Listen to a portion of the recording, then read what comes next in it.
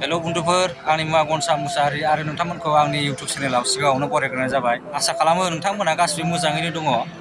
फरायनायनि सोमोन्दै बुंनो थाङोब्ला आङो 2014आवनो BA पास जादों। ओमफ्राय BA पास जानायनि उनाव 2014निफ्रायनो दा खामानि जेबो गैया आरोना, बेखारैनो दंथ'यो बर्थमान। फरायथायनो हायाखिसै मिथिबाय ना, BA पास खालामनानै द्रप दोननांबाय।